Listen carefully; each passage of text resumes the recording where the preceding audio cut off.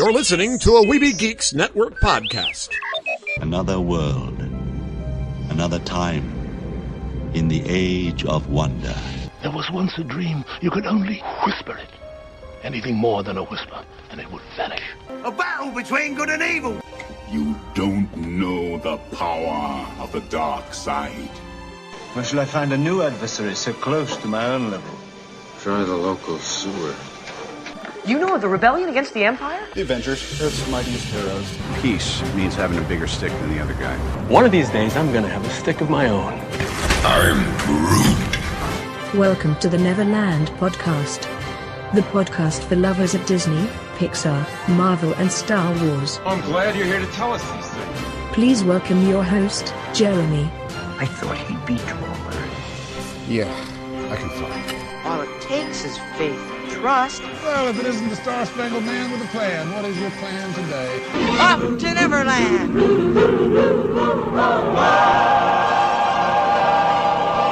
Take your pixie out of your pocket, because it's time to fly back to Neverland again. I, of course, am your host, the Spider-Pan Jeremy, and I am not alone because... Hello, it's Heather the Windy Nerd. Yeah, she's with me again, and we both have our pixie dust, and we're ready to sprinkle some, right? Sure. Have you happy thought? I guess so, yes. Okay, we're going to fly to Neverland. And okay, so the big thing this week was the Jungle Book live-action movie. Yes. Yay! Yes. So... we're going to talk all about Jungle Book, and I hope you brought your safari hat because we're going to spend a lot of time in the jungle today. We're going to take a ride on the Jungle Cruise. We're going to go and visit the jungle in the Neverland story time. We're going to go to the trailer park, and we got I think 3 trailers that I'm going to talk about with Lost Boy Eric. So we've got a lot of stuff to do. So you're going to learn all about the production of the 1967 Jungle Book. You're going to learn about the book, and you're going to hear what we think of the new live-action film. All today. But first... there is some feedback that I lost it. I had a voicemail. When I was talking to Lost Boy Philip a couple weeks ago, and I haven't gotten a chance to mention this because he, like I said, he left a voicemail on my phone and I had saved it and I don't know where I put it. Okay, so y'all remember I was sitting around and I was talking to him, and alright, this is not Disney related, but this is for The Flash. But I mentioned how Iris and Wally are related, but Wally is her nephew in the comics. Now, of course, in the series, they've made them like brother and sister, so it's kind of weird, but Philip said, yeah, he got a little confused on the voicemail, and, and so our own DC encyclopedia, Lost Boy Rick, is the one who also left a feedback for me. He says, do you realize he's got that wrong? Because they're like niece and, they're like nephew and aunt and stuff like that, and that's actually what I had kind of thought when I was talking to Philip, and he was like, oh no, but yeah, he realized he made a boo-boo and let me know later, and I had that voicemail, but I figured I better get that correction out there. Because there's probably still people out there like, are they ever going to go and fix that? Either that or you really just didn't care because it's not a Disney thing. I don't know. I don't know. Sorry. Yeah, of course. I got nothing.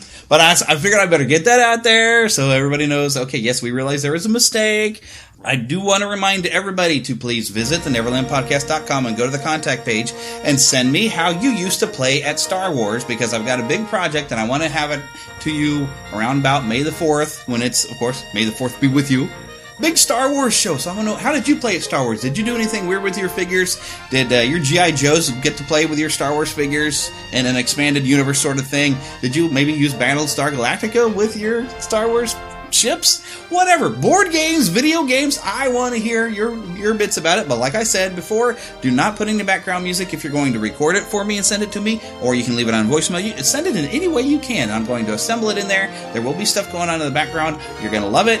I got to really get cracking on this thing, and I definitely need some more stuff, and I want to hear from more of you. This is going to be a user-driven show, and it's going to be a lot of fun, but it's time to quit talking about this stuff and go to the jungle. But before we go to the jungle, let's drop off over here by the trailer park.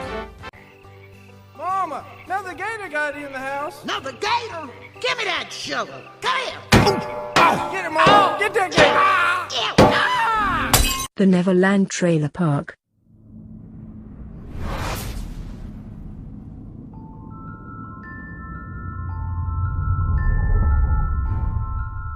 You're an interesting man, Mr. Commander. Just like your suitcase, I think there's much more to you than meets the eye. Kicked out of Hogwarts for endangering human life with a beast.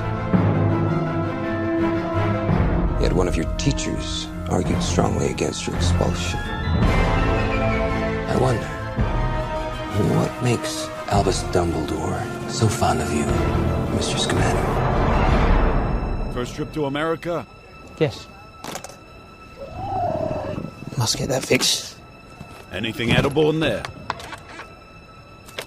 No. Any livestock?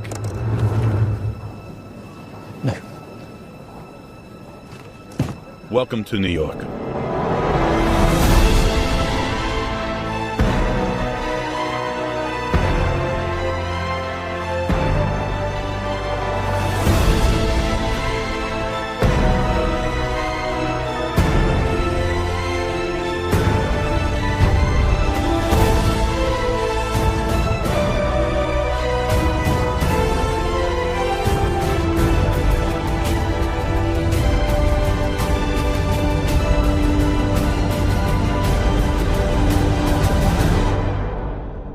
Human could do what this thing is capable of.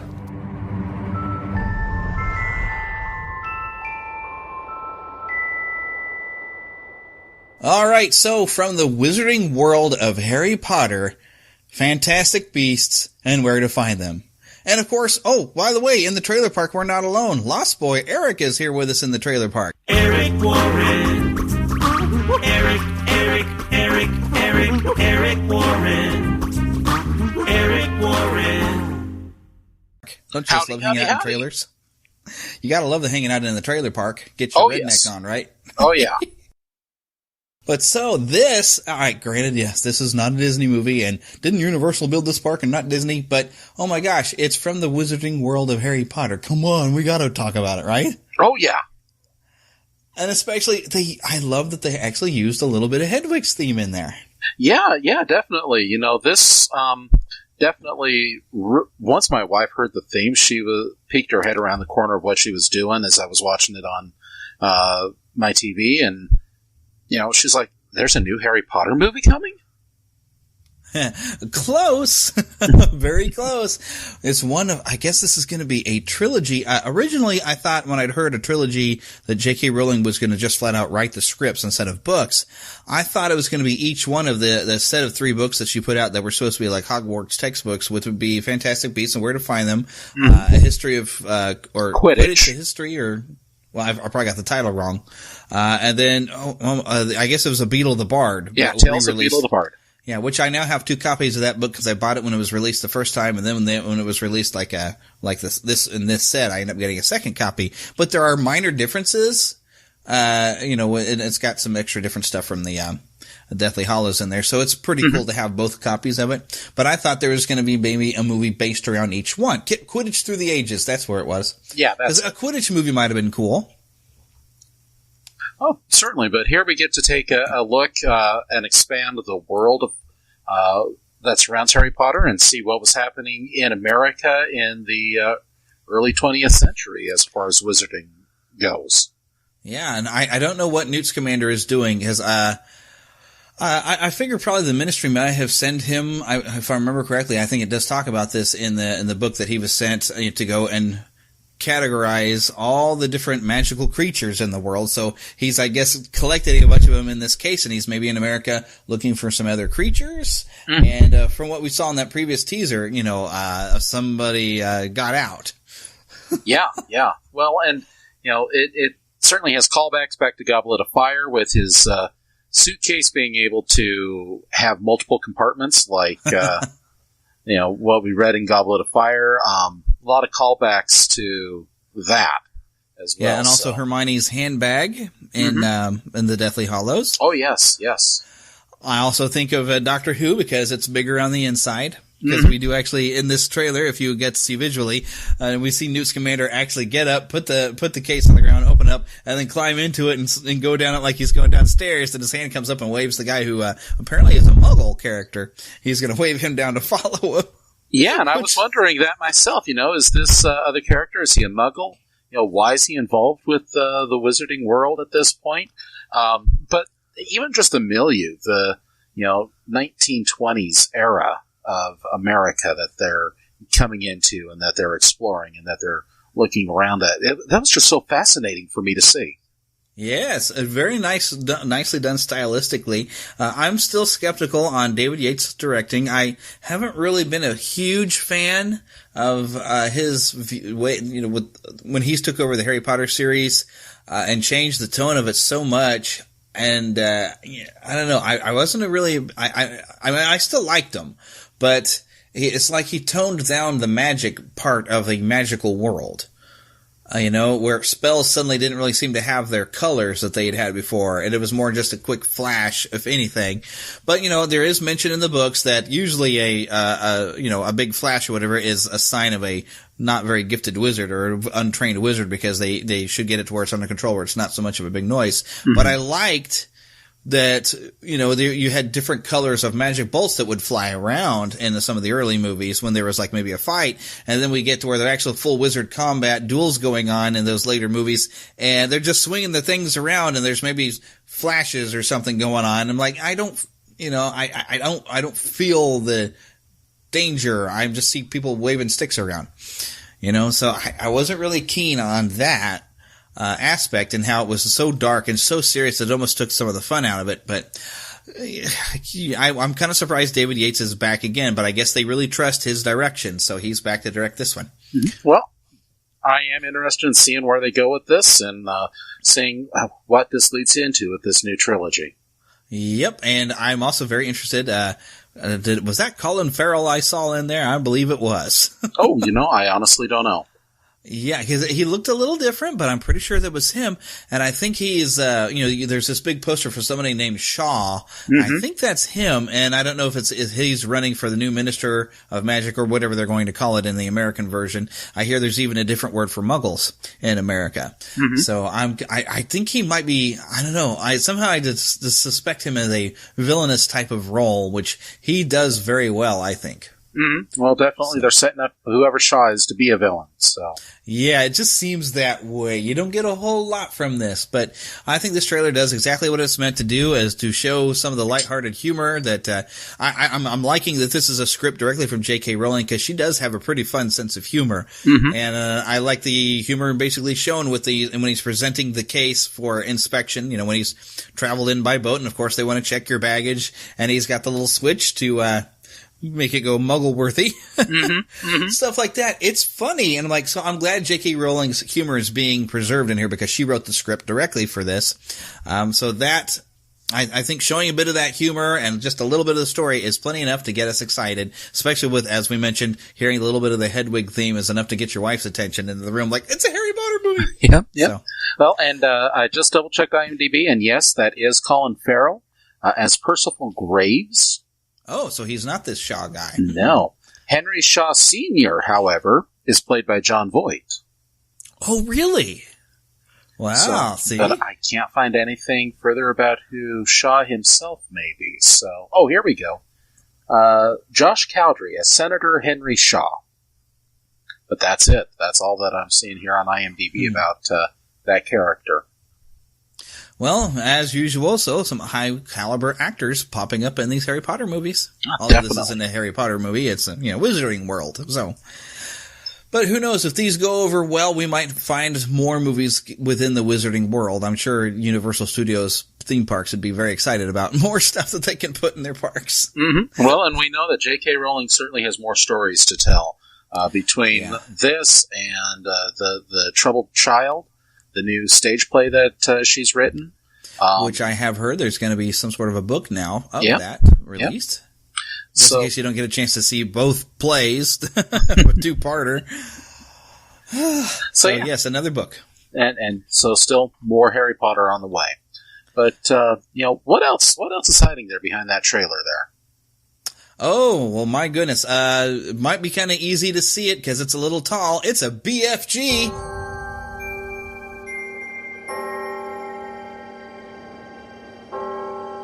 It was the witching hour, when the boogeyman comes out. The girls say the witching hour arrives at midnight. I think it comes at 3 in the morning, when I'm the only one left awake, like now.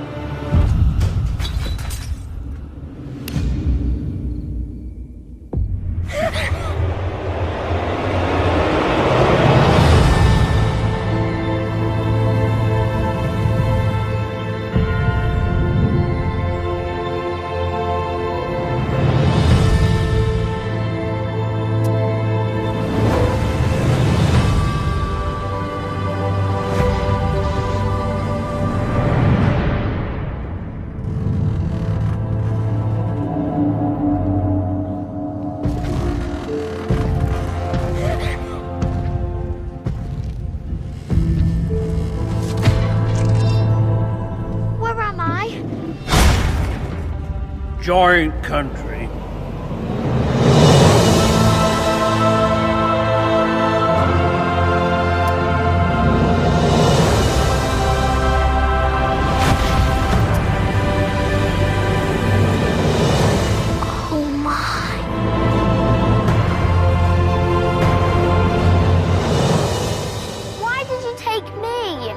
Because I hears your lonely heart.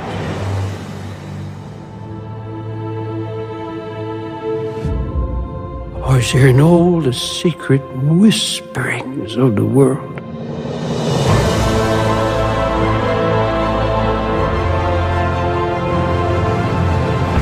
Run. Sophie, hide.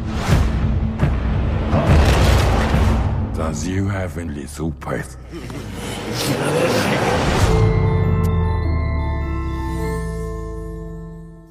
Okay, so this one, it starts out a little bit like the teaser where, it's talking about, it was the witching hour when it happened, and we get to see where the big hand comes in and grabs the little girl out of bed. But now we get a little bit more, and get to see this giant running away with the child, which we know this is supposed to be like big friendly giant, so we know that there's not any real danger.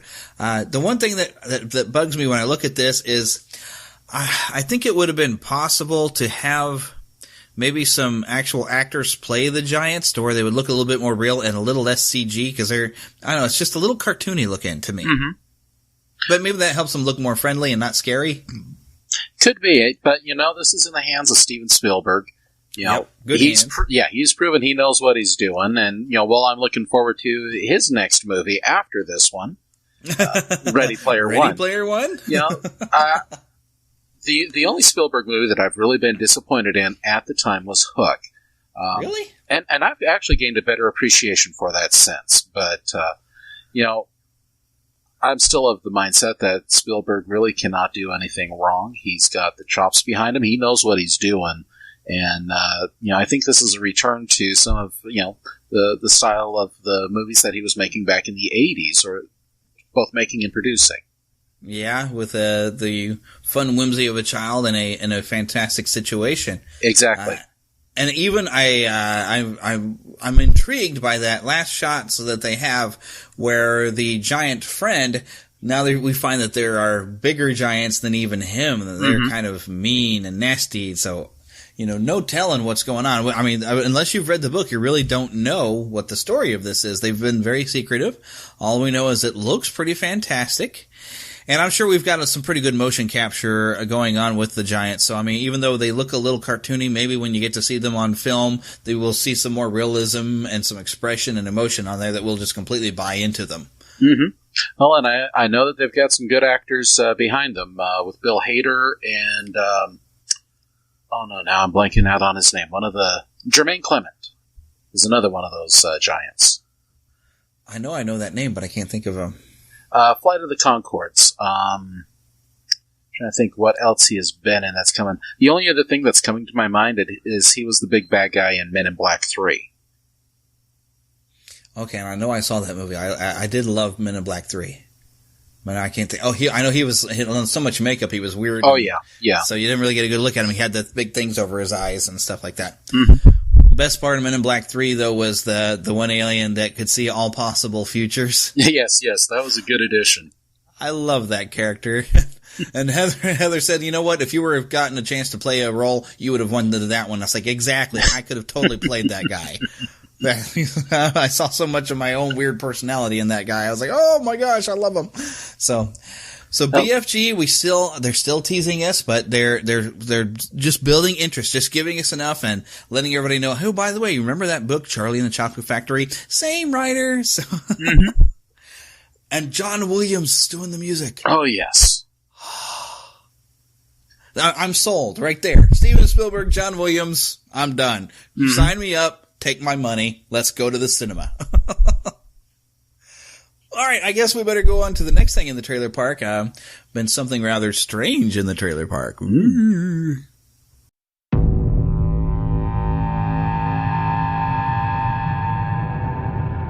Stephen Strange. Might I offer you some advice? Forget everything that you think you know.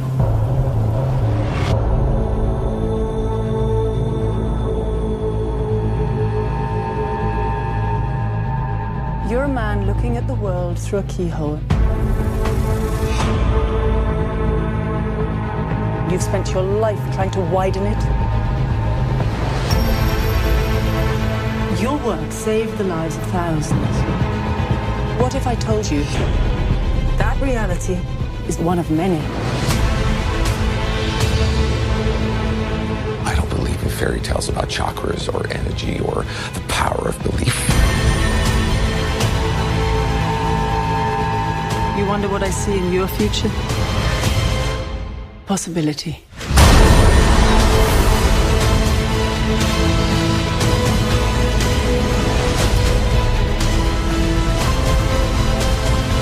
Why are you doing this? There are other ways to save lives. So much you don't know.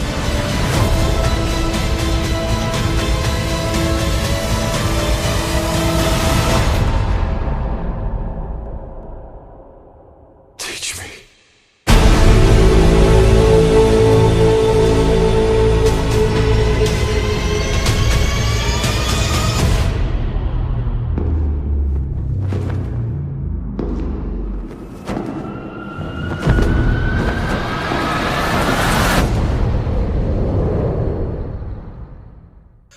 Okay, so we knew Benedict Cumberbatch was perfectly cast for this, but holy cow. Wow. Wow. Yeah. There is one thing I have to question about this trailer is you see where, you know, after the automobile accident, for people who are not familiar with Doctor Strange's origin story, is he was I can't remember, was he a brain surgeon? Or I know he was just a very gifted surgeon. Right. That in a very bad automobile accident, he broke his hands and was not able to perform surgery anymore. Well, and not only was he extremely skilled, he was extremely arrogant as well. Yes. But what gets me is, okay, so you see his car is in the water. How has he not drowned? Because he's unconscious, he's in water, his hands are broken, and it just looks like he's sitting there. I'm like, please tell me there's like a rescue that happens really quick, because there's no logical reason I can see him surviving the crash when he's face down in the water. The car's, front end, I just don't understand. But, the movie's still coming. We haven't gotten to see the whole thing, but he just looks like he should be dead. Mm-hmm. Well, maybe Kevin Feige's got a surprise waiting with that. Oh, of course he does. It's Kevin Feige after all. And but, well, I wonder, I'd almost wonder if maybe at the beginning of the movie, and I'm thinking, the Deadpool movie where you kind of, you're getting him like, oh, by the way, he's like, let me recap what happened up until this point. You're already in the middle of a story at the beginning of the Deadpool movie. And then he kind of goes back and fills in up to that point in the story. I almost wonder if we're going to start at the accident, and maybe his life is flashing before his eyes, and then so maybe they'll go and show all his stuff before that moment, sort of like Iron Man did. You started at the beginning of when he's getting hit with the shrapnel and taken by the 10 rings, and then it flashes back to everything that happened up to that point. I'm kind of wondering if that's what they're doing. It feels that way to me. At least. and especially as they were using similar images from his life before the crash and his life after the crash. Yeah. It seems kind of that, like it's going that way. But I do appreciate that since he is supposed to be going off to somewhere in the Orient to learn the mystical arts, they have definitely given it a kung fu movie feel. And I don't know what the Master was supposed to normally look like. And I've actually read the first issue of this as a reprint. But I don't remember what the Master looked like. But having, I can't think of the actress's name, but she was in the Chronicles of Narnia. Tilda Swinton, thank you. But having her, and she does like this kung fu move to knock his spirit out of his body. I loved that. Knock him into the astral plane. Yes. So cool. But you were about to say something before? Oh, no, I don't recall what I was going to say. Oh, no! But, I mean, this is looking really good. And, again, Marvel's had a great track record with all of the movies that they've been putting out, and this looks to be living up to that record as well. I'm really excited to see where it's going to go and what they do with the entire concept of Doctor Strange. I couldn't help but feel a little twinge of Inception in there as well, with the city bending, but I noticed that there was a single figure falling from the top of the screen towards the bottom of the screen. As that was happening, and I'm sorry, my daughter is asking if I'm coming with them. I'm afraid I'm not, but sorry about that, everyone.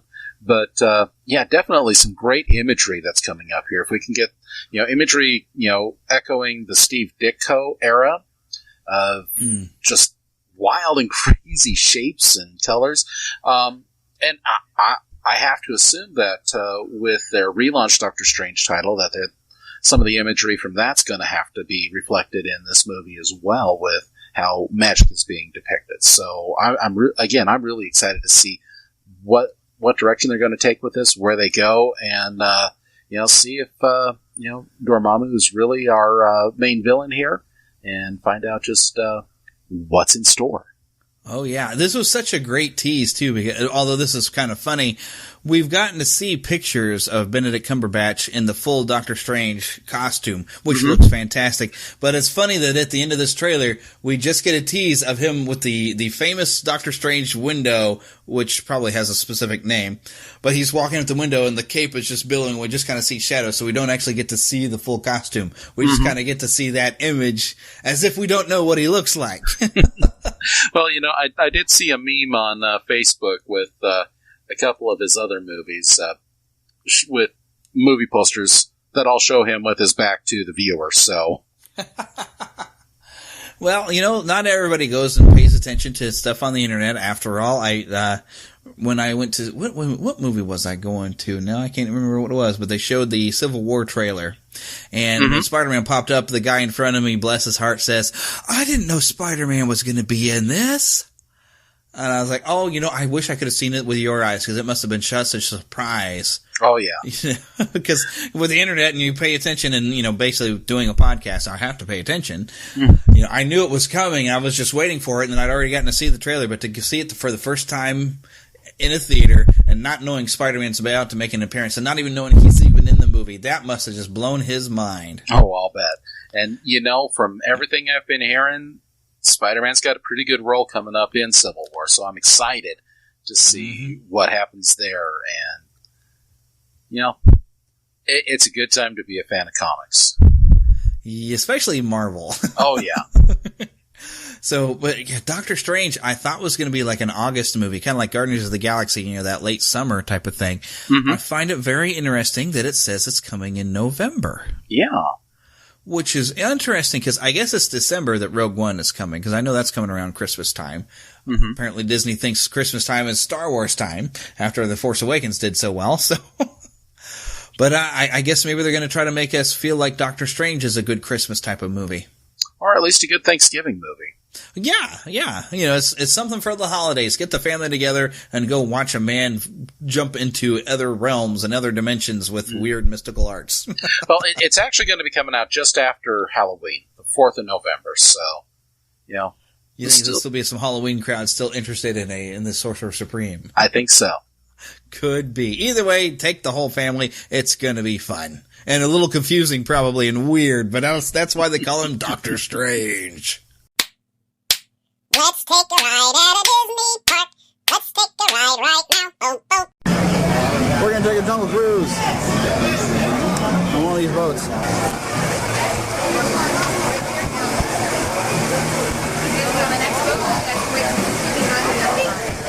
Thank you very much. I appreciate it. I like your ears.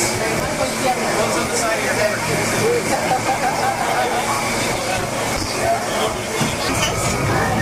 If you want to stay dry, make sure that you're sitting on the seats that are painted blue. If you don't have a seat that's painted blue, they can find somebody who's wearing blue and you sit on them. That'll work. Please, I'm going to take you up on that.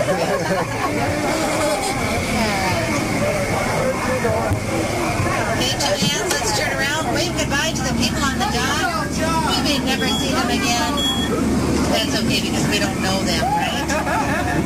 Welcome to the Jungle Cruise. Do I have any first-time Jungle Cruisers? First time, back there. First time here. Okay.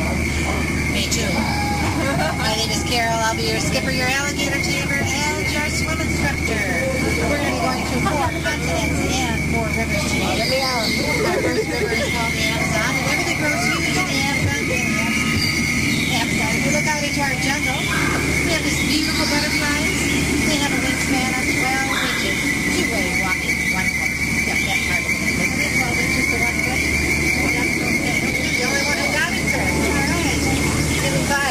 Here, give me 5 on that. Okay. I didn't even catch what you said. Now, the Amazon is fed by waterfalls, like right here. This is called Inspiration Falls. And people always ask us, well, why is it called Inspiration Falls? Would you like to know why? Yes. Thank you for asking. That's so nice of you. As you watch this water go gently tumbling over the rocks, it inspires you to go deeper and deeper into the jungle. Now, as we leave the Amazon, we're coming into the Congo River. And we're looking for the picnic welcoming party who's supposed to be out here. And some things are hard to find. And, look straight ahead. This doesn't look good. We have some empty canoes, some shrunken heads. It looks like a dead party, doesn't it? Do you suppose something scared them away? It'll be out here in the jungle. We don't know what's going to happen. Like, oh, how about a 24-foot python? That surely would scare me. You better be careful because he could get a crush on you. Now, I would stop by our tent area and pick up some supplies. After that, door open today. We're living in the jungle. You don't send me at all because I'm invited guests. Look what they did to my campground. Look at that.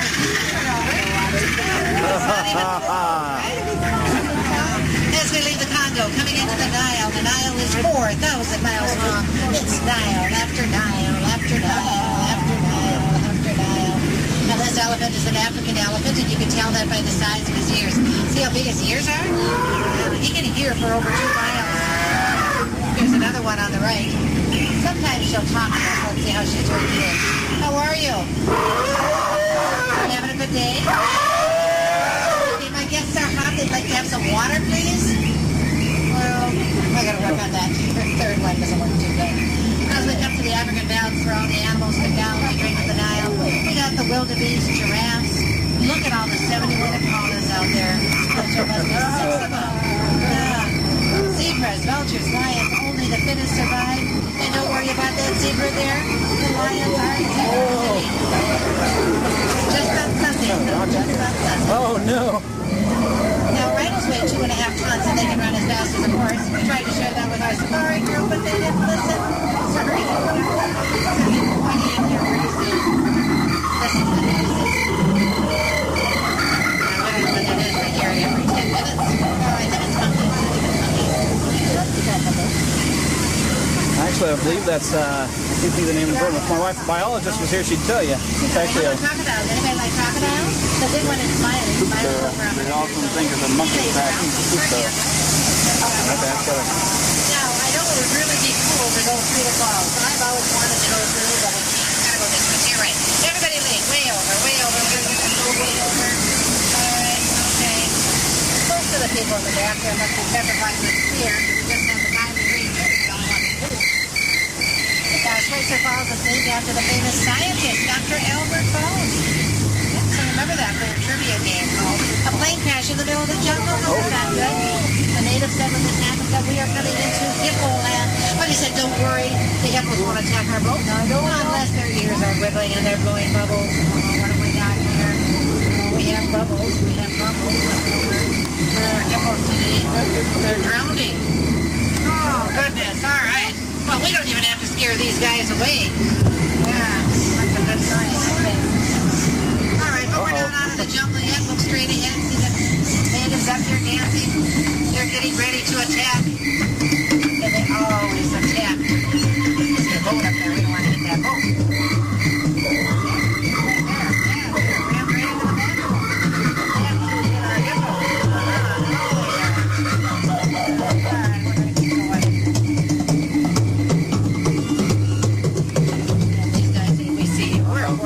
They can't help but see us. What's this? Ambush, everybody get down.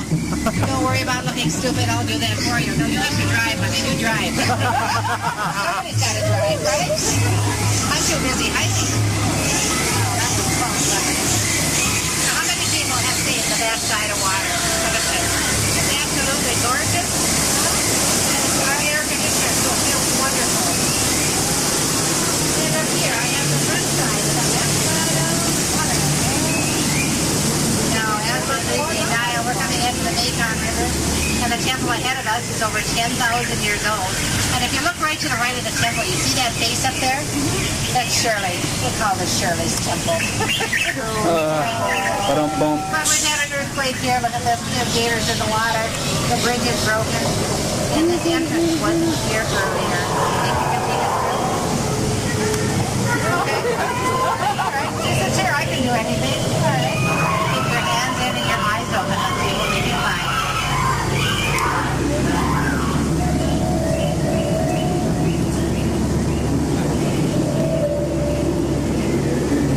This kind of looks like a root canal in here as we go through. Maybe we have an innocent or look at the green eyes on this tiger.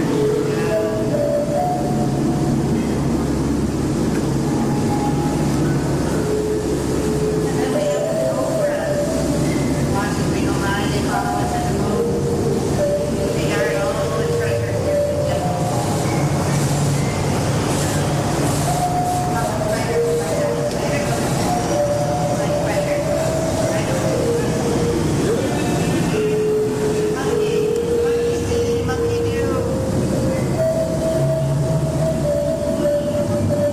And then we have the golden girls here on our left.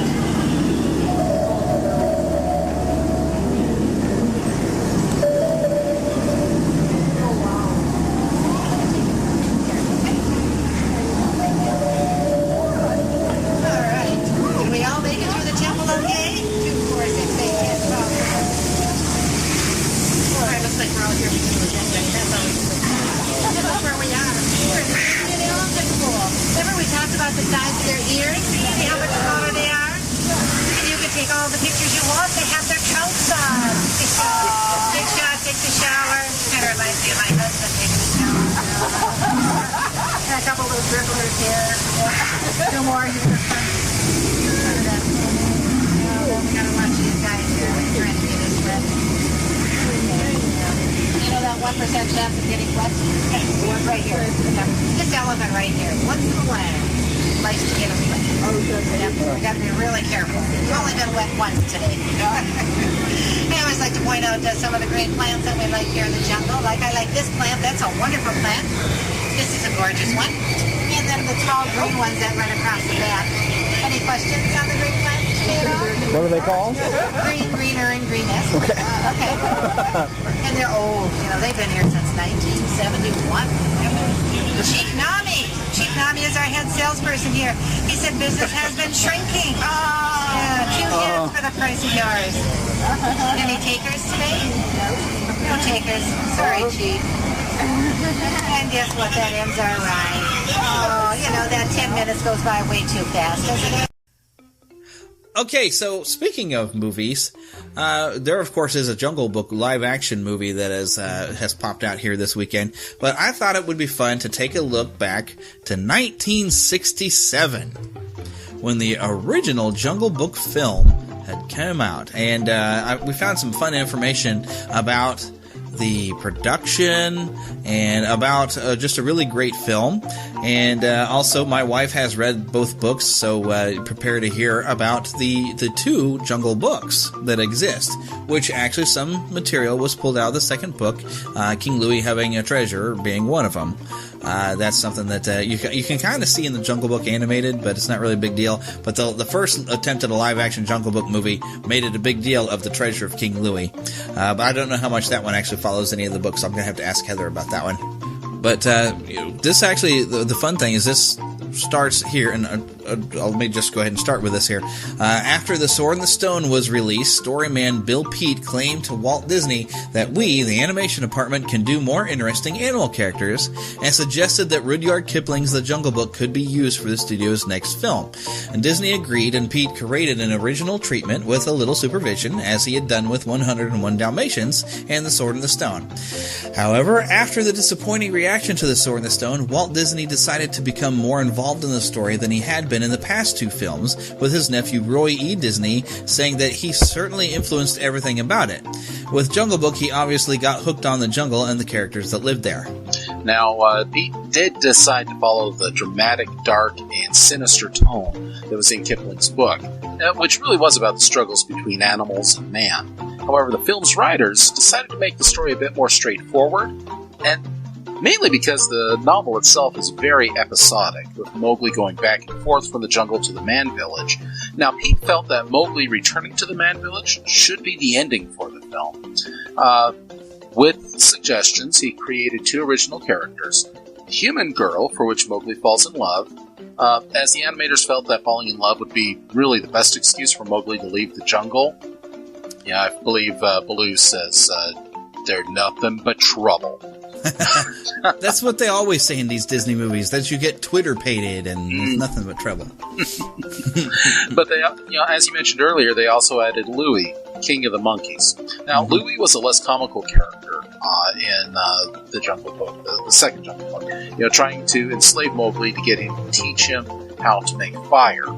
And again, he had gold and jewels under his ruins. In the original second Jungle Book novel, after Mowgli got back to the Man Village, a poacher would drag him back into the ruins to look for that treasure.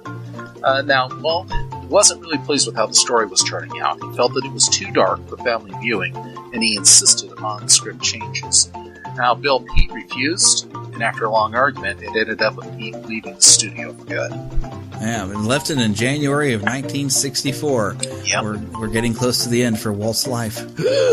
But Disney then assigned Larry Clemens as his new writer, and one of the 4 storymen for the film, giving Clemens a copy of Kipling books, he tells him, the first thing I want you to do is not read it.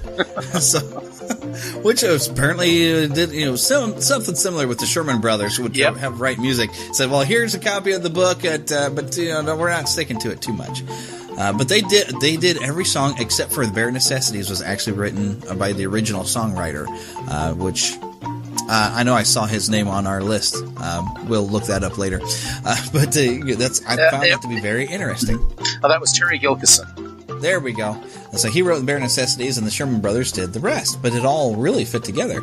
But anyways, Clemens still looked at the novel, and he thought it was too disjointed without any continuing, and so it needed adaptations to fit the film script, which, as has been mentioned, and my wife has even told me, it is very much episodic and very much stories, and King Louie is not near comical, and so they recreated him to be comical. And I think that's why in the live action we are seeing in the right now, I haven't seen the movie yet when we're recording, but you're seeing King Louie is kind of big and kind of scary as he's chasing Mowgli out, because I guess Mowgli is going to say, I don't know how to make fire. But anyways, they needed some adaptations to fit it to a film script, and Clemens wanted to start in medias res, which basically it's an old Latin term for in the middle of things. With a few flashbacks afterwards. But then Disney said to focus on doing the storyline a little bit more straight. He said, let's do the meat of the picture, let's establish the characters, and let's have fun with it. Although much of Bill Pete's work was discarded, the personalities of the characters remained in the final film, and this was because Disney felt that the story should be kept simple, and the characters should drive the story. So Disney took an active role in the story meetings, acting out each role and helping to explore the emotions of the characters, helping to create gags and develop emotional sequences. And Clemens would write a rough script with an outline for most of these sequences, and the story artists would then discuss how to fill the scenes, including some comedic gags to use, and then also the script tried to incorporate how the voice actors molded their characters and interacted with each other. And The Jungle Book also marks the last animated film from the company to have Disney's personal touches before his death on December 15th, 1966. Wolfgang Reitman actually said about the casting, in The Jungle Book, we tried to incorporate the personalities of the actors that do the voices in the cartoon characters, and we came up with something totally different. When Phil Harris did the voice of Baloo, he gave it the bubble of life. We didn't just coach him, just let it happen. There were many familiar voices which inspired the animators in the creation of their characters and helped them shape their personalities. And the use of familiar voices for key characters up until this point had really been a rarity in Disney's films. In fact, most of the staff was shocked to hear that Phil Harris, who was a wisecracking comedian, was going to be in a Kipling film. Phil Harris, he was known for his big band, for his music, and for being on the Jack Benny Show. Yes, and his Southern charm, where corn my pone. If you haven't gotten to listen to any old radio show of Jack Benny, go to your local library and see if they have it on CD, because a lot of times they have it, and it's hilarious. And Phil Harris is really, really funny, and his part of his, Jack Benny's kind of gimmick was that he was supposed to be really cheap and a kind of a tightwad, you know. Mm-hmm. And Phil Harris's thing is that he was supposed to be a bit of an alcoholic, and they just went with it, and it was really funny. And eventually Phil Harris landed his own radio show with his wife, Alice Faye. Yeah, another good source for Jack Benny is going to be YouTube. There's a lot of his programs that have been uploaded up there as well. Yeah, he even had Walt Disney on his show once. Which is a good one. Yes, it's hilarious. He's trying to cheap out and get a bunch of free tickets to Disneyland. It's great. Well, you know, it was actually Walt who suggested Harris as a character after meeting him at a party. Now, Phil Harris did improvise most of his lines. He considered the scripted lines not to feel natural enough. After he was cast, Jimmy Johnson, who was the president of Disney Records, suggested that Disney get Louis Prima as King Louis. He felt that Louis would be a great foil. Walt also cast other prominent actors, such as George Sanders as Shere Khan, Sebastian Cabot as Bagheera, and he cast regular Disney voices like Sterling Holloway as Kaa, J. Pat O'Malley as Colonel Hothy and Buzzy the Vulture, as well as Verna Felton as Hothy's wife. This all happened to be Verna Felton's last film before she died. Now, they had originally cast David Bailey as Mowgli's character, but his voice changed during production. And Bailey wasn't really Peter able Brady to jumps in my head. I can't help it. Everybody's got to change. Yeah, exactly. Anyway, continue. Well, he just didn't fit the young innocence of Mowgli's character, at which the producers were aiming. You know, at that point, then Wooly Reitherman, who was the director, he stepped in and he cast his son Bruce. Now, Bruce had also been heard as Christopher Robin in Winnie the Pooh and the Honey Tree. The animator shot footage of Bruce as a guide for the character's performance. They also had child actress Darlene Carr, who was the one who sang My Own Home. In fact, that was actually recorded as a demo. Her performance impressed Disney enough for him to cast her in the role of that girl at the end of the movie. Yeah, some other notable cast members I saw was Hal Smith, which many of you might know Hal Smith as being Owl from the Winnie the Pooh films. Mm-hmm. Now, what did I see that he played? I remember seeing him listed, and now I can't find it. But Hal Smith, he was also on the Andy Griffith Show. Also, Adventures in Odyssey fans will recognize Hal Smith as being the original Wit. Oh yeah, there is. Hal Smith was a slob elephant and a monkey. But he's uncredited for the monkey apparently. But I thought that was interesting because Hal Smith was just awesome. But a lot of these other voices that you also mentioned, like Sebastian Cabot, when you hear him, you're going to recognize him from. I believe he was also in Robin Hood, as well as Phil Harris, of course, was Little John. Sebastian Cabot, I believe he was also in Robin Hood. He was actually in Sword in the Stone. Was it Sword in the Stone? Mm-hmm. Because you hear a lot of voices and you're going to recognize them as being in a lot of other ones. And George Sanders, I believe he was Prince John, but only he's doing a different style. But he sounds similar. I'm going to look this up. I want to be sure before I say this certainly. But I know a lot of these actors did come back for Robin Hood. But let me take a look here. I'm actually showing that no, he was not in Robin Hood. He wasn't. I know there's something else he did. Oh, the narrator. That's Bagheera. That's why I recognize. I remember last time I was watching it, I recognized his voice. He's the narrator on Winnie the Pooh. That was okay, and that's of course Sebastian Cabot. He was a narrator for Winnie the Pooh. Now, where is it that I know George Sanders from? Because his voice, I know, it just sounds familiar every time I hear Shere Khan, and I'm thinking there's another Disney film on his resume. Well, I believe he was in the old Hitchcock movie Rebecca. Also a picture of Dorian Gray I see, but I don't know, when I hear his voice I'm thinking there's something else he did with Disney, but I don't find. Well, he was Mr. Freeze in the old Batman TV series in 1966. There we go. And he was Colonel Roger Barr actually on a Daniel Boone TV series, which I believe didn't Disney do that one as well? Which series? The Daniel Boone, because I know they did Davy Crockett, but the Daniel Boone I know that was similar. I don't know that they necessarily was the same. Daniel Boone wasn't Disney. It was, but I think they did try to get Fess Parker, and maybe they did in some sort of Daniel Boone series. So my wife has said something about that before. But anyways, I digress. Well, and he was also in the sequel to the Pink Panther. oh golly, now I'm blanking out of it. A Shot in the Dark. Oh, but he was also another Disney production that he was In Search of the Castaways. Oh, with Haley Mills and Marie Chevalier. Yeah, I was trying to think. Oh, and the very famous French singer who sings that really, really fun Sherman song, the Enjoy It. Yes, love it, love Marie it, love Chevalier. it. And I've never seen that movie, but that's a great song. But anyways, in the original book, the vultures are grim and evil characters who feast on the dead. And Kaa is actually a friend of Mowgli's in the book, and that's been completely changed as well. Now, Disney lightened up the vultures by having the vultures bearing a physical and vocal resemblance to the Beatles, which, yes, because they do have that mop-top haircut, and I always have seen that. It's like, it's the Beatles. And it was also planned to have the members of the band to both voice the characters and sing their song, That's What Friends Are For. However, scheduling conflicts added to John Lennon reacting badly, leading to the eye of being discarded. And the casting of the vultures still brought a British invasion musician, Chad Stewart, of the duo Chad and Jeremy. No, it wasn't me. In earlier drafts of the scene, the vultures had a nearsighted rhinoceros friend named Rocky, who was to be voiced by Frank Fontaine, but Walt decided to cut the character for feeling that the film had already too much action with the monkeys and the vulture. Now, I find this very interesting that the scheduling conflicts of getting the Beatles in on this, and John Lennon kind of reacting badly. It's kind of funny that wasn't John Lennon the one who was actually in Walt Disney World when the Beatles broke up? Yep. Interesting. That's how where that it works out.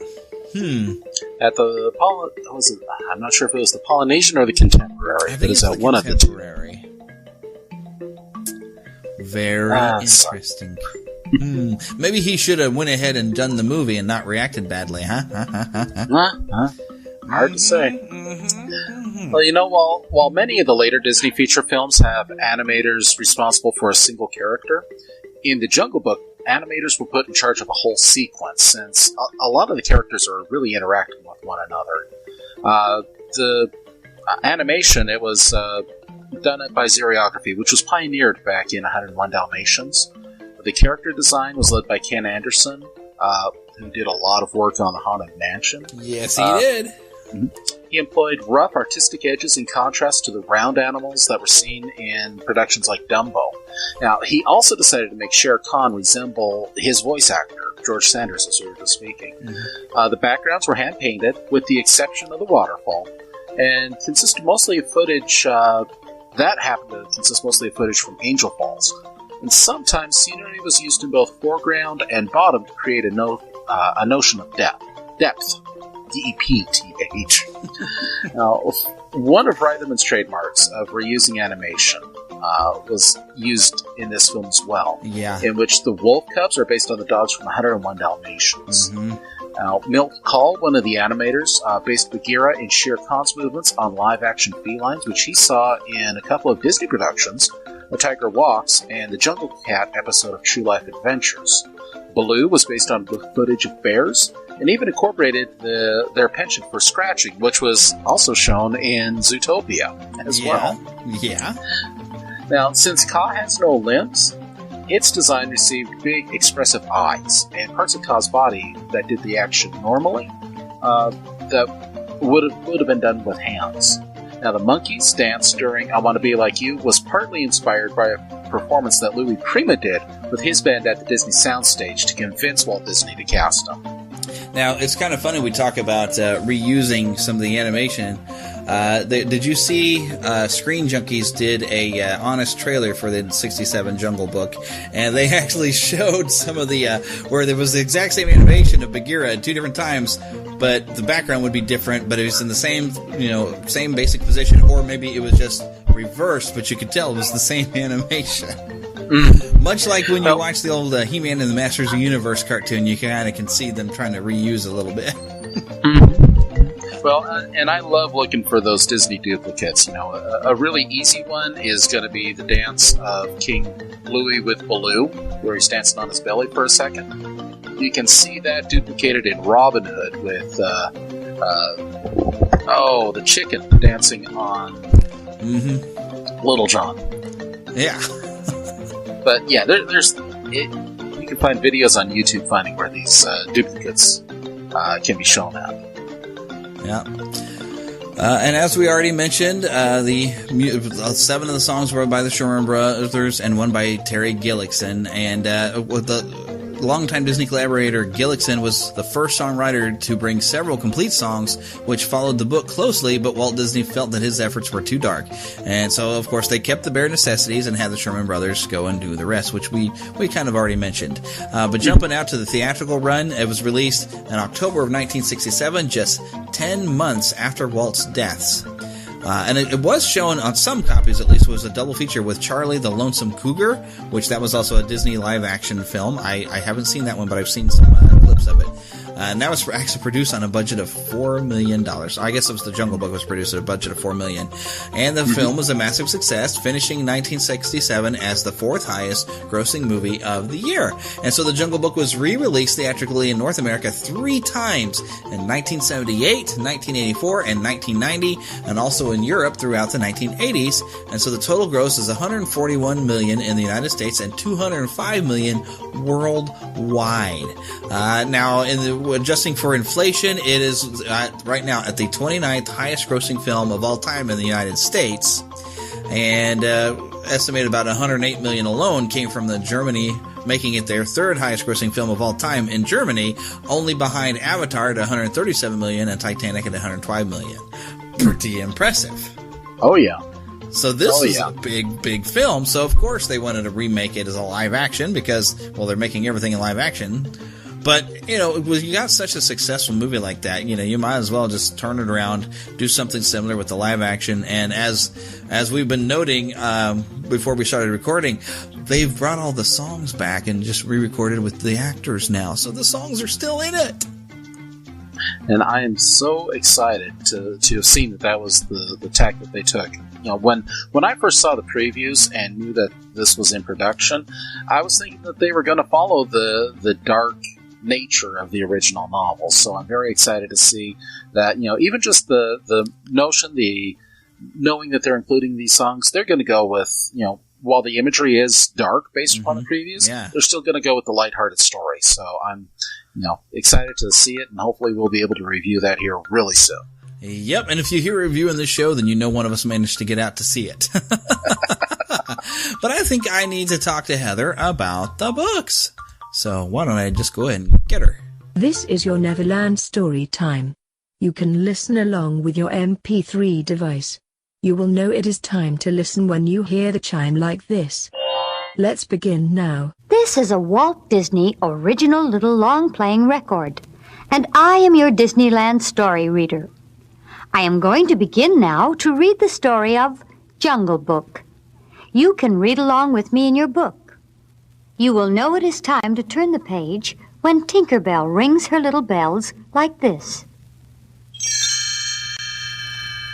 Let's begin now.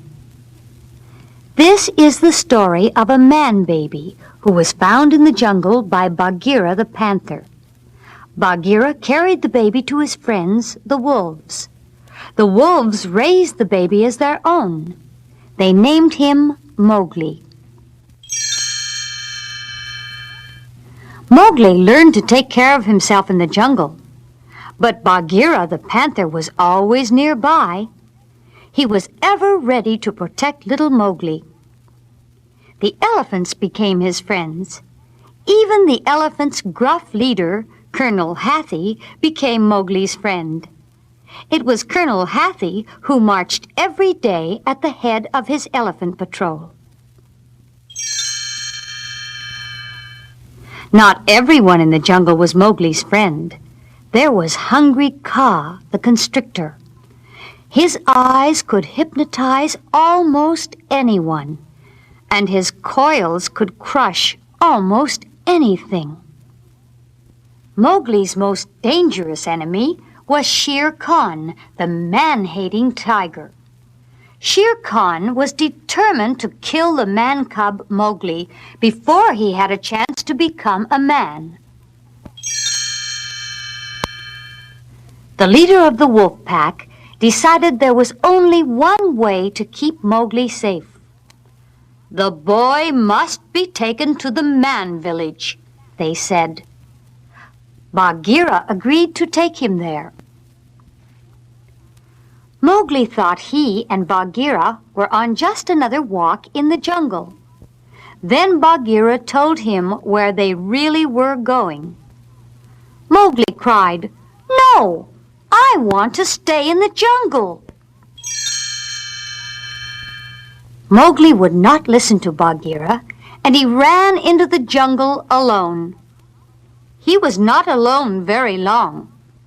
Within minutes, he was befriended by a happy-go-lucky jungle bear named Baloo. After a while, Baloo and Mowgli went swimming in the river.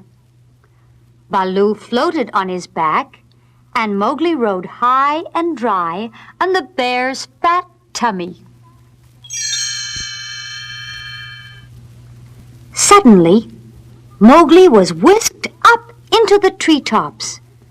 A band of monkeys had reached down from an overhanging limb and had grabbed him.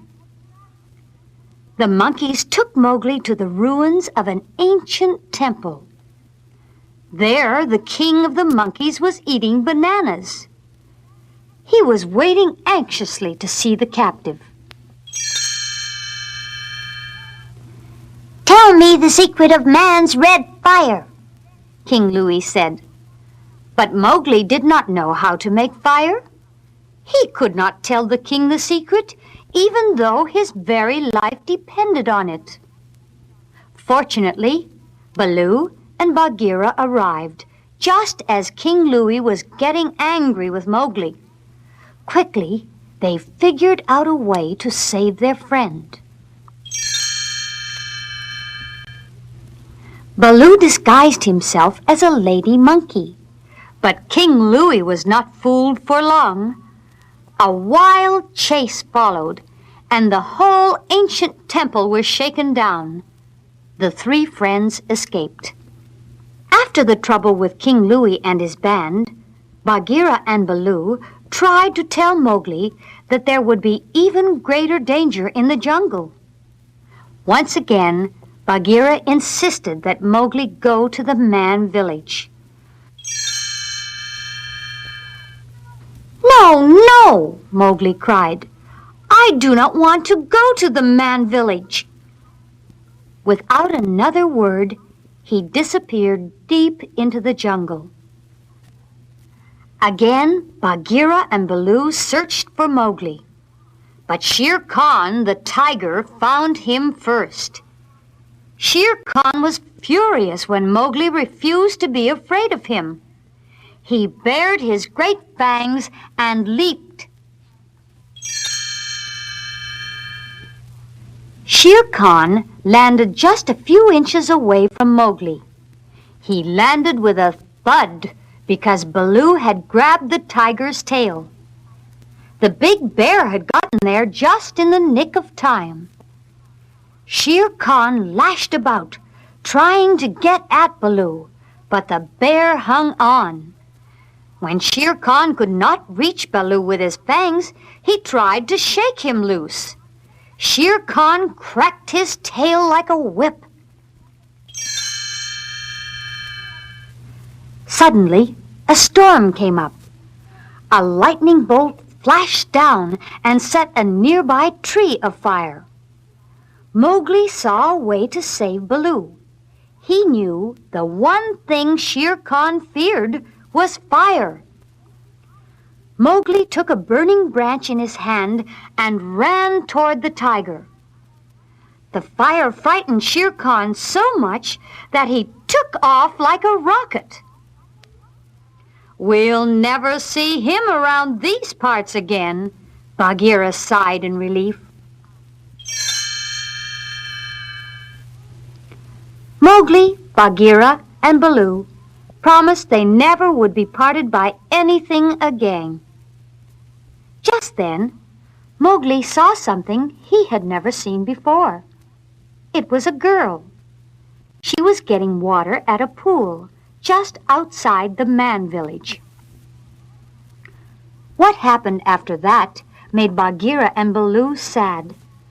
They were sad for only a few moments because they knew Mowgli was doing the right thing. They saw him smile as he picked up the water jug. Then they saw him go along with the girl to the man village. Mowgli's friends knew that was where Mowgli really belonged. They had brought him safely to his new home.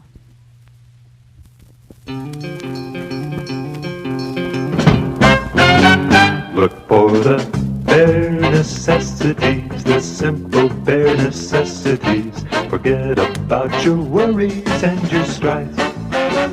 I mean the bare necessities, or Mother Nature's recipes that bring the bare necessities of life. Wherever I wander, wherever I roam, I couldn't be fonder of my big home. The bees are buzzing in the tree to make some honey just for me. You look under the rocks and plants and take a glance at the fancy ants, then maybe try a few. The bare necessities of life will come to you. They'll come to you. Look for the bare necessities, the simple bare necessities. Forget about your worries and your strife. I mean the bare necessities. That's why a bear can rest at ease with just the bare necessities of life. When you pick a pawpaw or prickly pear, and you prick a raw paw, next time beware. Don't pick the prickly pear by paw. When you pick the pear, try to use the claw. But you don't need to use the claw when you pick a pear of the big pawpaw. Have I given you a clue? The bare necessities of life will come to you. They'll come to you. Go bear! Go bear! Go!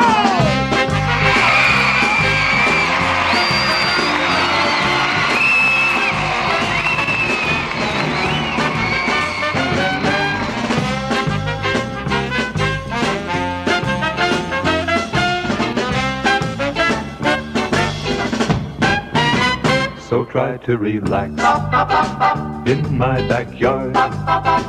If you act like that bee acts, you're working too hard. Don't spend your time just looking around for something you want that can't be found.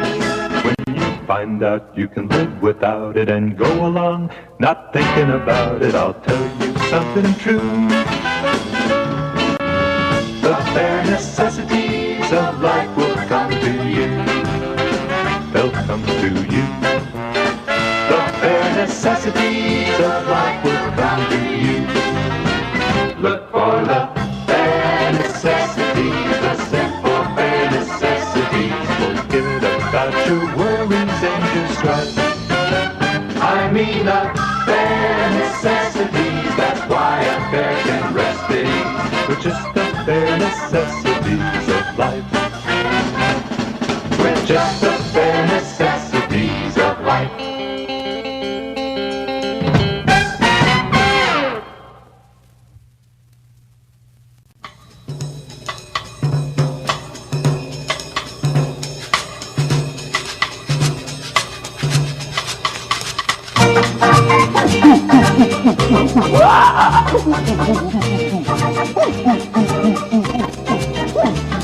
Now I'm the king of the swingers, the jungle VIP.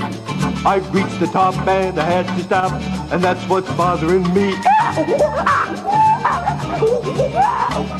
I wanna be a man cub, and stroll right into town, and be just like the other men. I'm tired of monkeying round. Oh, I wanna be like you. I wanna walk like you, talk like you too. You see it's true, and it's like me. And learn to be human too.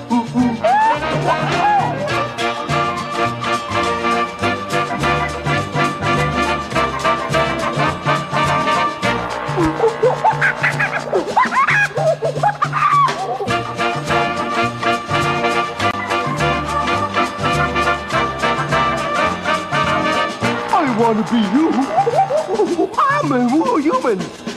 Don't try to kid me, man cub, and don't get in a stew. What I desire is man's red fire, so I can be like you. Give me the secret, man cub. Just clue me what to do. Give me the power of man's red flower and make my dreams come true. Oh, I wanna be like you. I wanna walk like you, talk like you. You see it's true, and ain't like me. And learn to be you, man too. I wanna be like you. I wanna walk like you, talk like you. You'll see it's true, and ain't like me. Can learn to be you, man too. I'll ape your mannerisms. We'll be a set of twins. No one will know where man cub ends and orangutan begins. And when I eat bananas, I won't peel them with my feet. 'Cause I'll become a man cub and learn some etiquette. Oh, I wanna be like you. I wanna walk like you, talk like you. You'll see it's true, and it's like me. Can learn to be you, man too. I wanna be like you. I wanna walk like you, talk like you. You'll see it's true, and it's like me. And can learn to be you, man too. I wanna be like you. I wanna walk like you, talk like you. You'll see it too, and it's like me. Can learn to be you, man too. Can learn to be you, man too. Hey, man, cub, I wanna be human.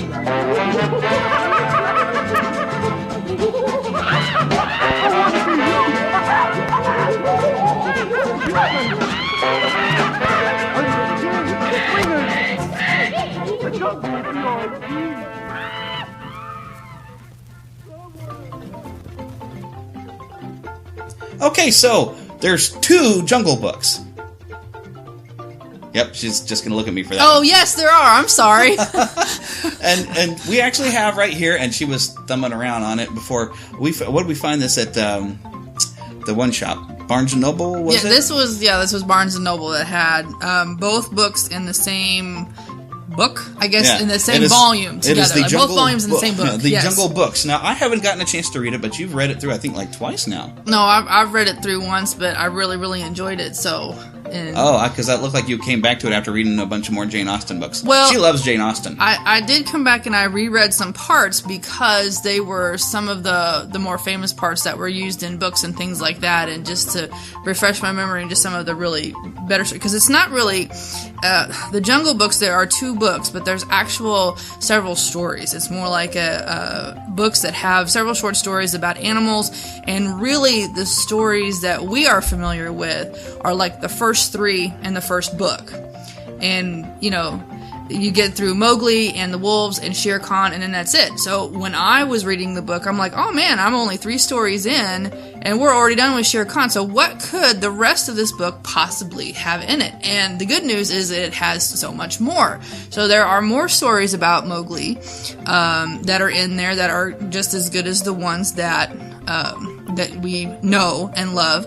There is Rikki Tikki Tavi, which is one that Chuck Jones made a cartoon of. Yeah, we tried to watch that yesterday. I dozed off.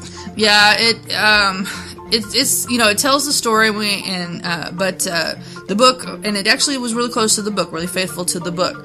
So, if you want a real quick synopsis of what that story is, you can YouTube it and find it on there pretty just good. search for Chuck Jones and Jungle Book, and I bet you'll find some of these, because he did at least 2 that we saw. Yes. Because the characters are very different. They are, and that's kind of what I wanted to get into, because when Eric and I were going through the production, which you all have heard, King Louis was created by the original screenwriter. And he's not in the book. He's not in the book at all. Not in the book at all. Which is actually something else in the production. I want to get out there. Okay, so King Louis was created by the original guy who was writing the screenplay before Walt did not like what he was doing, and it was too dark, because he was trying to make it as dark, I guess, as the book is at times.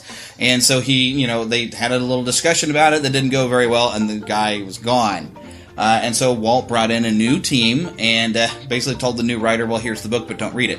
But I guess they liked the idea of King Louis, but they thought it'd be more fun as a comical character, and so then in the 1967 film, you have a comical King Louis. But in the book, you will not find anything. And the one thing that we did find in the production, and apparently it's not completely accurate, is we saw that like in a second Jungle Book, it was mentioning that there was like a treasure that some poacher grabs Mowgli to some treasure, and that's where they got the idea of King Louis sitting on a treasure. And you said that there was a treasure, but there's no poacher grabbing Mowgli. And the citation that we found on it is something about something on a DVD. Special features, which maybe they're talking about something that they used in one of the like the Second Jungle Book movie, because they did do a second animated, which I've never seen, and they also did use it in the previous attempt at a live action where they had Jason Scott Lee as a grown up Mowgli, which I don't know if that one stuck to anything in the Jungle Books. Is there anything similar at all in that? Not really, no. Although I did like that one. It was fun. I liked that one. Yep. But so there's 2 times in the book that Mowgli visits some ruins, and I forget what they call it in the book. They have names for, things that we might call it ruins of whatever, city, but they called it something dark places. I think that's what they called it, or something like that. And so actually the first time is when the monkeys steal him. They call him the Banderlog, and they steal him, but King Louis is not there. So it proceeds similar to what we know of in the story, and Baloo and Bagheera do get in on it, but it actually is Kaa who is his friend in the book. And Kaa's not trying to eat Mowgli? No, Kaa is not trying to eat Mowgli. Dun, dun, dun. Nope, Kaa is his friend, and actually the second time he goes and visits one of the ruins, Kaa actually goes with him, because Kaa tells him a story. Mowgli wants to go see this place, and basically they want to go see a white cobra who is guarding the treasure. Well, the treasure is cursed. And so Mowgli takes a liking to an item. And I don't want to tell the whole story, but he takes a liking to the item. But then after he removes it, he realizes that it really is cursed. And there are some other humans that get involved because they pick up the item that Mowgli discards because he realizes it's cursed. And then Mowgli has to return it. But it's a cursed place, and everything about it is. Don't tell them too much. So anyway, but it's a really great story. Encourage people to read the book. Don't ruin it. But yeah, you want to read the book, and it's got more than just jungle stories, and that was the one thing that surprised me. Is there are Rikki Tikki Tavi. I mean, it was mainly around some people. Yes, it was like a mongoose. With a mongoose, though. Mongoose gets washed up basically on somebody's doorstep, and they take him in, and there's some fun that happens with it. Yeah, there's some cobras that are involved and all that good stuff. Mongoose fighting cobras, as they do. But there are stories in there of elephants and talking, and you do get hints of what was going on at the time with the English, and I think they call them white men, and there are the white people anyway that are in there, and versus the Indian local Indian, the local Indian folks, and some of their stories that kind of reminds me a little bit about the old Aesop fable about the Brahmin musicians with the donkey and I think there was like a horse, and they talk amongst themselves. So there's a couple of stories that are like that where you hear the elephants talking amongst themselves, and you get a little hint of where Disney got the idea of having the elephants tromping through the forest, and there's a whole story about letting in the forest. And the elephants, and it's inspired by the elephants going through and kind of destroying some things and letting in the jungle. Okay. Well, I mainly want to get into some of how the characters are different. Okay. Also, because otherwise you'll end up telling too much of the book. And we might at some point record the audio, because I have mentioned before, and I haven't gotten a chance to do any of this, of making some special feature for Patreon donors where we're going to maybe start doing chapters out of some of the books that inspired Disney films and reading those and having some fun with it. And this is a project that we can do because we This have would be a lot good one of because of short stories. Yeah, we have a lot, like Winnie the Pooh, and we've got some of the Brothers Grimm fairy tales, which includes Snow White and stuff. But one thing that was really weird when we watched and I thought about sharing some of the audio with y'all, but y'all should just go watch this on YouTube. But on the Chuck Jones, and you said it was following almost word for word the almost book, word for where word. Mowgli is brought to the Wolf Council, and they have to vote on the law and everything. And Shere Khan is, of course, saying, "Well, I have a claim on the boy," but Baloo is the lawgiver, keeper of the law guy. Which is totally opposite of what he is in the stories. Yeah, he was boring. He was nowhere near as fun as what Disney did to Baloo. No, he basically was. I'm here and I taught all the wolves the law, and they learned from Baloo, and he was very much, this is the law by the book, and Disney decided to take him totally opposite direction and laws. But he sticks up for Mowgli. He does. So he's still a good guy. Baloo and Bagheera, does. you said, was like a hunting buddy for Mowgli, and not really so much because Bagheera in the Disney presented him as he's kind of a guardian, and he kind of tries to instruct him and is watching out for Mowgli, and that's what we're used to from Bagheera. He is a little bit, but he's also a lot of a hunting buddy. He's really more of a buddy than Baloo is in the book, and so they do. But there are times that Mowgli doesn't understand what they call the spring running, when that's when all the animals go and they find mates and things like that, and even Bagheera leaves him. Mowgli's got nobody to mate with in the jungle. Yeah, and so he doesn't. He's a little boy. He doesn't understand that, but other than that, Mowgli is with him all the time, and then he'll be with Kaa. So there are some stories where he's with Kaa, and they're doing some fun things. But I bet there's a ton of characters that got left out. Then. There is, yes. The cartoon one does mention Hathi, which is the elephant. Yeah. And he is not of course, they call him Colonel Hathi. Colonel Hathi. Well, that comes from, in the book, he was with people for a while. And so, he was owned, and I don't remember exactly all the details, but anyway, he escaped, and so that's probably where they got that from. But the elephants are also part of the lawgivers, and so they mentioned the Peace Rock in the movie, and there is a story all about the Peace Rock. We'll talk about the movie here in a couple of next segment. But okay, so they have Hathi and things that they left out. Okay, Mang the bat. So they left out. Yeah, just briefly. Okay, just a few characters. There's a kite that you see in the new movie flying around. And a kite is a type of a bird? It's a type of a bird. It's the bird that you'll see flying around, screeching every once in a while. And the animals movie. In the live action movie, and the animals kind of turn like they're listening to him. But he actually does show up quite a bit in the book, and he does a lot of information giving, and people get a lot of his news from the kite. So he got left out. Looks like some of these other characters we'll be able to talk about here when we talk about the movie. Should we go ahead and turn the corner and talk about the movie? Well, I guess so, because I'm kind of thinking You're in going that way direction. a little bit, okay. yeah. All right, so let's jump to our movie review. There'll be spectacle, there'll be fantasy, there'll be daring do and stuff like you would never see. Hey, a movie! Yeah, we're gonna be a movie! Starring everybody and me. Boy, I wish I were you people seeing this for the first time. Hermit, I got a great picture of the chicken! Oh, good!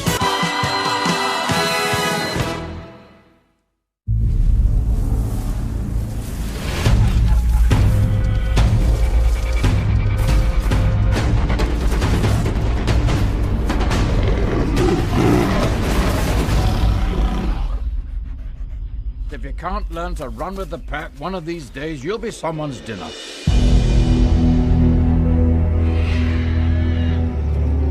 I can't help but notice there's this strange odor today. Man is forbidden! Run, Mowgli!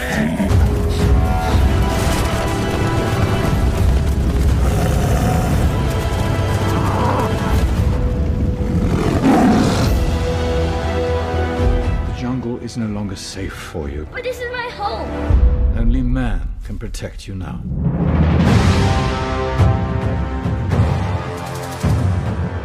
Poor, sweet little cub. What are you doing so deep in the jungle? You are a man cub who wants to live in a jungle. How do you know that? Kid, I got ears. My ears got ears. Only I can protect you.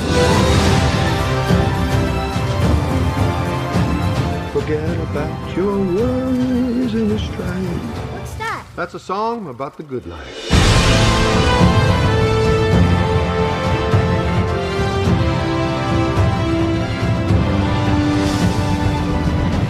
stop at nothing until he has this boy. If anything happens to that kid, I'll never forgive myself.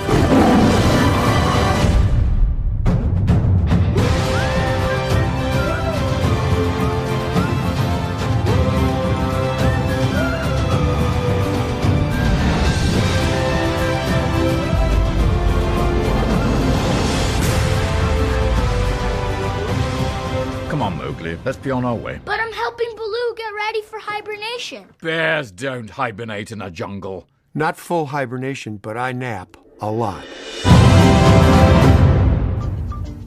Okay, so that was, of course, the trailer again for the Jungle Book movie, which we did get a chance. We had to set aside some money specifically so we could go and check it out, and I'm glad we did. It was a lot of fun. It was fun. And so the fun part is okay, so you have the 1967 animated Jungle Book, which is extremely loosely based off of somewhere between these books, and now you have a movie who is now loosely based off of the animated, throwing a little bit more of the book back into it. Yeah, you could tell they tried really hard to give a little bit of what was in the book and some of Mowgli's stories in there.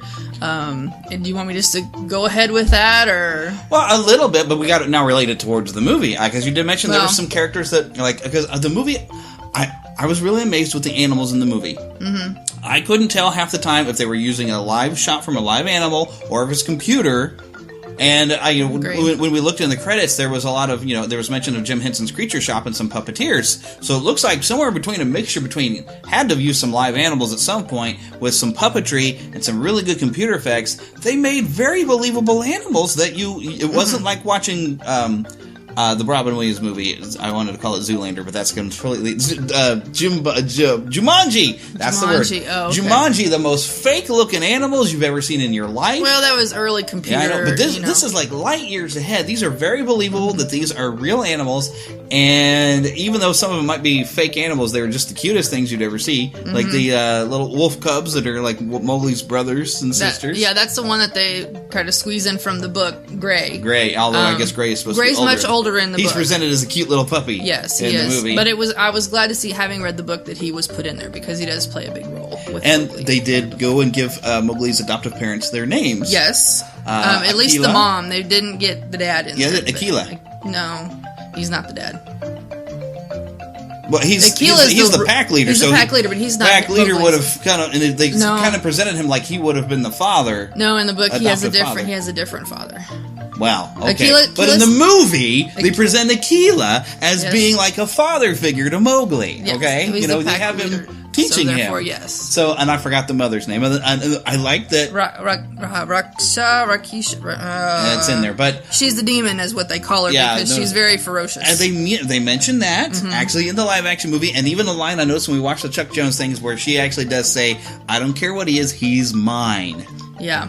I like that. She's very possessive of him. Yes, and some real kind of mother bonding. You do kind of feel the emotion of like mom, even though she's a wolf, and the other thing is, I noticed Mowgli is never a point, because with us we're thinking, oh, we're friends with the animals. We're like, oh, I want to pet the animals. Mowgli never treats them like they're animals.